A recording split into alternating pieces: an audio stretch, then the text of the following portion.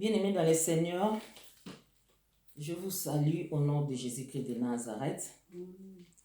Ce matin, bien-aimés, Dieu m'a mis à cœur de parler d'un thème qui nous concerne tous. Le thème de notre message, ou le thème de ce matin, c'est la repentance. La repentance, bien-aimés. La repentance, bien-aimés dans le Seigneur, implique la reconnaissance. Premièrement, la repentance implique la reconnaissance. Deuxièmement, la repentance implique la confession.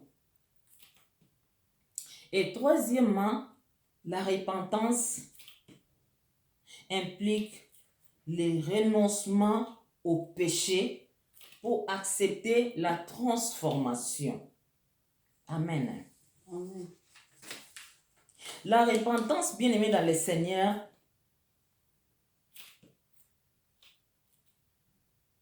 c'est la vérité. En fait, je voulais dire, la repentance ne se limite pas seulement à des paroles, mais elle implique un changement radical. Elle implique, bien-aimé dans le Seigneur, un changement d'attitude et de comportement. Lorsqu'on se répand, bien-aimé dans le Seigneur, ça ne se limite pas seulement à des paroles ou sur les paroles, bien-aimé, mais c'est l'attitude, un changement d'attitude, un changement radical, bien-aimé, un comportement, un changement de comportement. Lorsqu'on se répand, bien-aimé, on ne se répand pas extérieurement, on se répand intérieurement. Lorsqu'on se répand, donc on est sincère envers Dieu. Alléluia. Amen.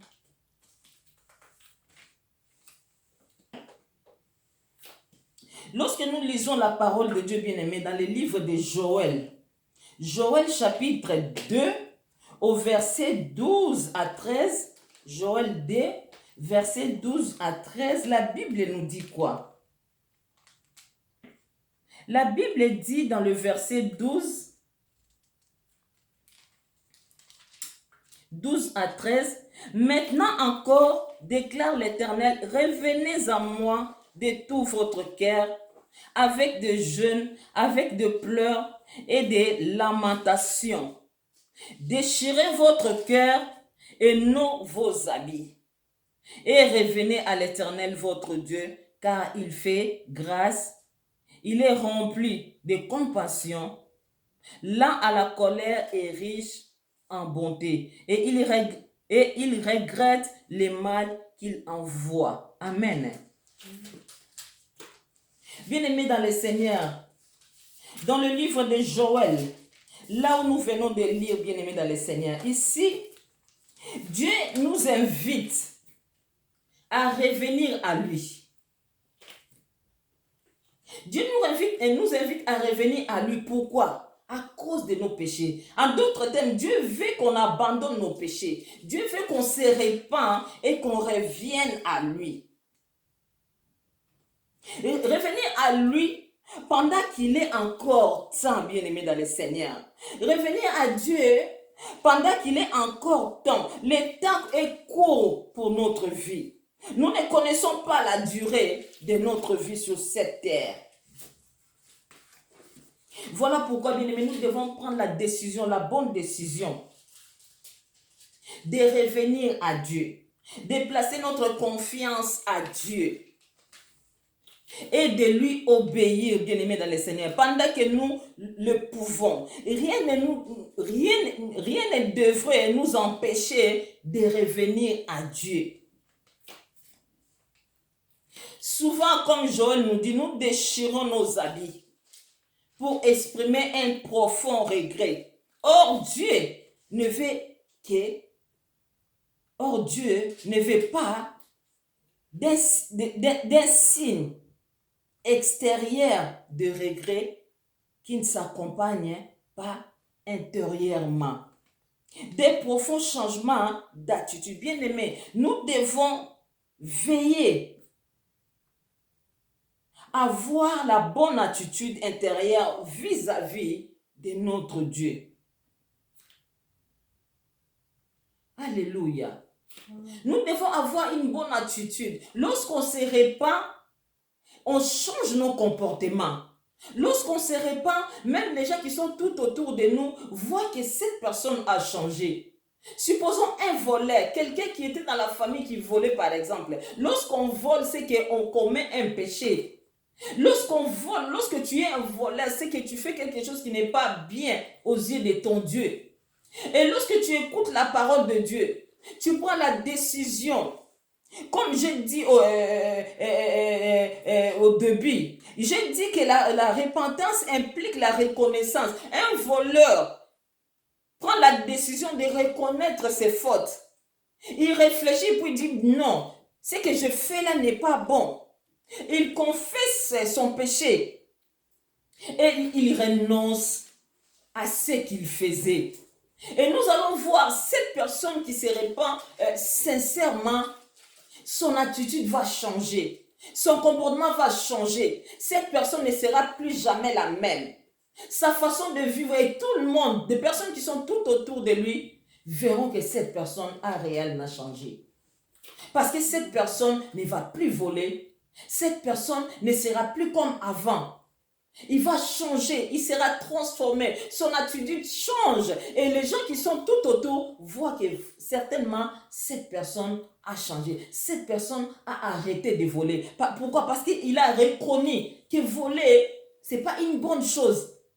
Il a confessé ses péchés devant son Dieu avec son âme à l'intérieur de lui. Pas à l'extérieur pour que les gens voient que non, cette personne demande pardon ou se répand, mais à l'intérieur de lui. Il est sincère envers Dieu. Et Dieu voit que cette personne est vraiment sincère. Il se répand sincèrement. Cette personne prend la décision de renoncer au péché. Cette personne prend la décision d'abandonner le vol. Cette personne prend la décision de ne plus voler. C'est alors qu'on dira que cette personne c'est vraiment repenti. Alléluia. Bien-aimés, nous devons nous repentir sincèrement. Nous devons nous repentir sincèrement. Dieu aime des personnes qui se repentent sincèrement. C'est lui qui sonde les cœurs, les reins des hommes. Il connaît si tu te repens sincèrement ou tu te repens superficiellement. Il connaît, bien-aimé. Il connaît, Dieu connaît, il nous connaît mieux que nous-mêmes. Lorsqu'on vient dans la présence de Dieu, si on se répand vraiment, lui, il voit que tu t'es repenti vraiment et que tu as pris vraiment la bonne décision de ne plus voler, de ne plus faire du mal, de ne plus faire ceci et cela qui fait du mal au cœur de Dieu. Nous devons nous repentir, bien-aimés. Matthieu 3, chapitre 2 nous dit quoi? Matthieu 3, chapitre 2 nous dit: Repentez-vous, car le royaume des cieux est proche. En d'autres termes, bien-aimés, changez radicalement, car le royaume des cieux s'est approché. Nous devons nous repentir, bien-aimés. Nous devons changer notre vie. Nous devons changer notre façon de faire les choses. Nous devons prendre la décision d'abandonner les péchés. Nous devons prendre la décision d'arrêter les péchés. Nous devons prendre la décision de suivre Christ, bien-aimé dans le Seigneur. D'abandonner le mal, d'abandonner des mauvaises choses, d'abandonner tout ce qui ne donne pas gloire à notre Dieu. Car le royaume de Dieu, le royaume des cieux est proche, bien-aimé. En d'autres termes, Jésus revient bientôt. Si Jésus revient aujourd'hui et qu'il vient te trouver dans le péché, est-ce que tu hériteras le royaume des cieux? Repentez-nous. Repentez-nous, bien-aimés, car le royaume des cieux est proche. Repentons-nous, car le royaume des cieux est proche, bien-aimés. Reconnaissons notre faute, confessons notre péché et prenons la décision, bien-aimés dans le Seigneur, de renoncer au péché pour accepter les transformations, la transformation, bien-aimés. Abandonnons les balles, car Jésus revient bientôt. S'il vient te trouver dans le mal, s'il vient te trouver dans le péché, bien-aimé, pose-toi la question, est-ce que tu hériteras le royaume des cieux? Il nous donne le temps de nous repentir. La Bible dit Dieu aime le pécheur, mais Dieu n'aime pas les péchés. Voilà pourquoi, bien-aimés, il nous donne le temps de nous repentir, car il vient bientôt. Prenons la décision d'abandonner les mal. Prenons la décision d'abandonner les péchés. Soyons sincères envers Dieu. Prenons la décision sincèrement d'abandonner les mal. Prenons la décision sincère, bien-aimés dans le Seigneur, d'abandonner les péchés. Prenons la décision de suivre Jésus. On ne peut pas suivre Jésus avec les péchés. Nous devons faire un travail à nous-mêmes, bien-aimés. Nous devons changer notre mode de vie. Nous devons changer notre vie. Nous devons marcher conformément à la parole de Dieu. Le Saint-Esprit est là pour nous aider, bien-aimés. Nous devons nous repentir. Alléluia. Nous allons lire un verset biblique, un chapitre là, une histoire dans le livre de Jonas. Jonas, nous commençons par le chapitre 1er. Jonas, chapitre 1er. Chapitre 1er, verset 1er au verset 2. La Bible nous dit: la parole de l'Éternel fut adressée à Jonas, fils d'Amittai.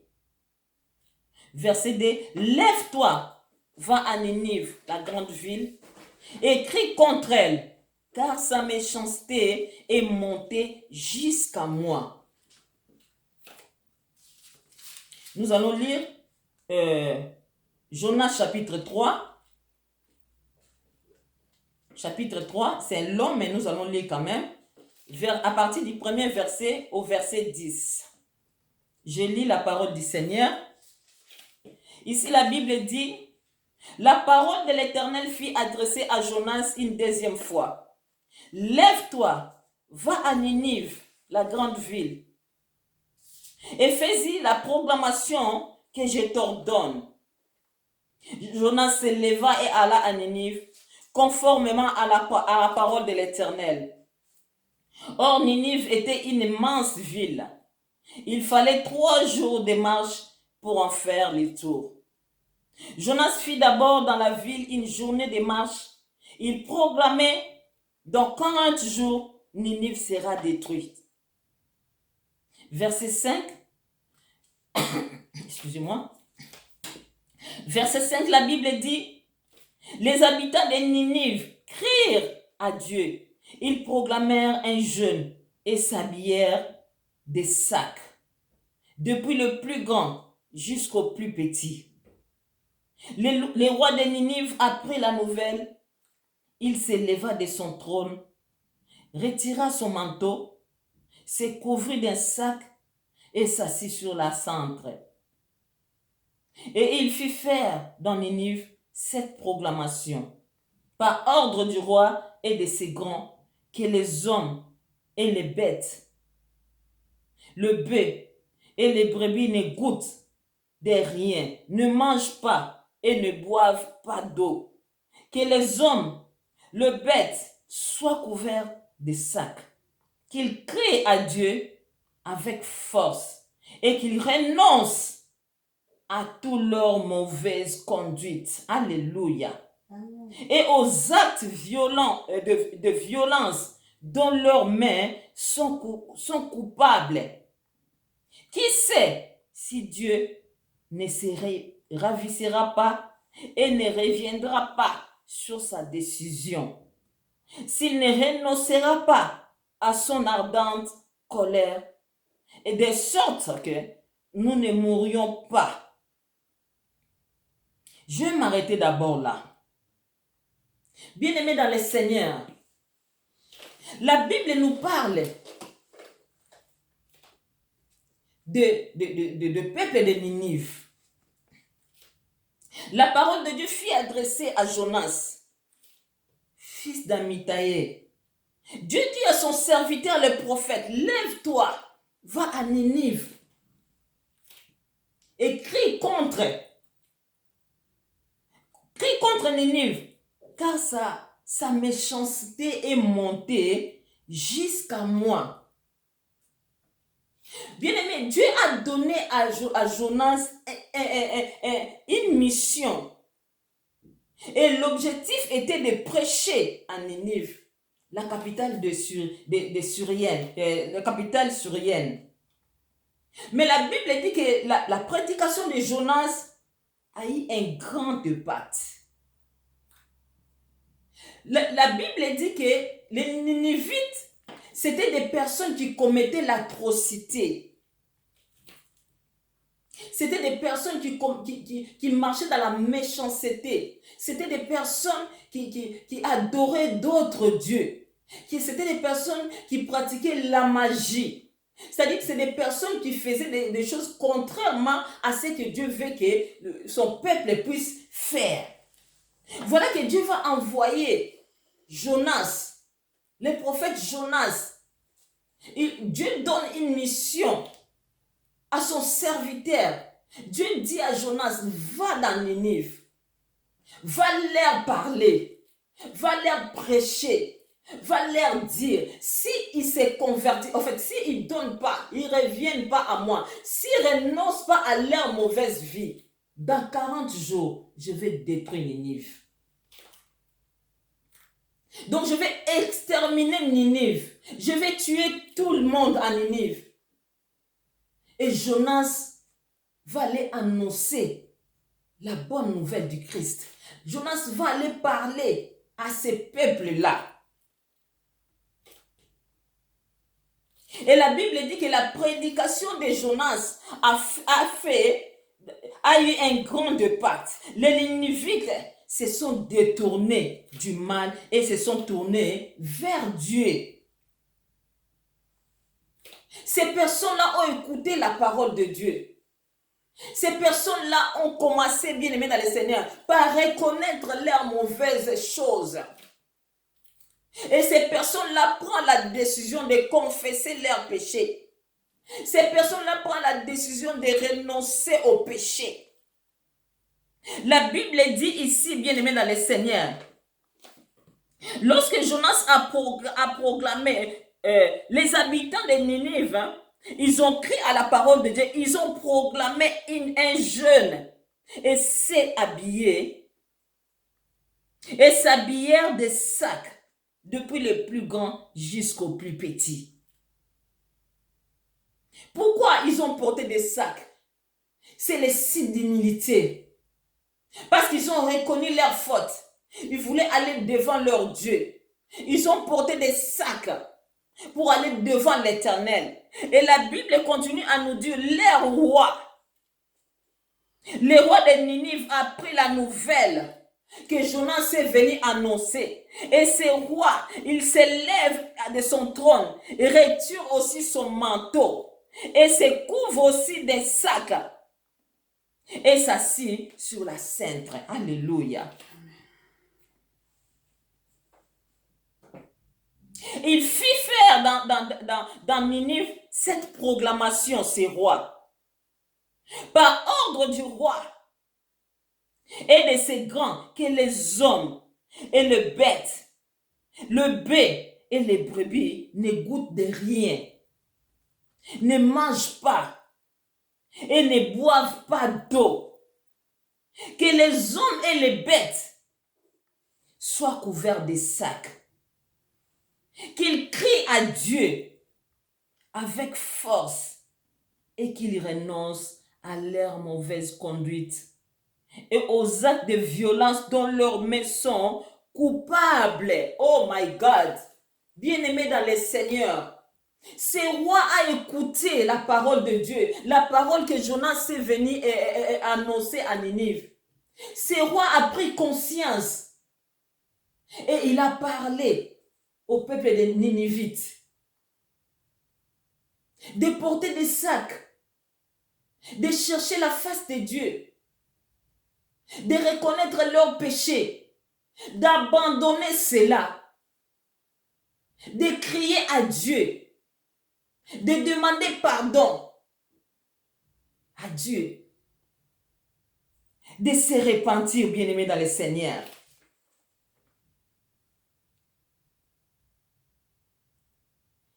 ils étaient des personnes idolâtres. Ces personnes-là faisaient beaucoup de choses. Ils adoraient d'autres dieux.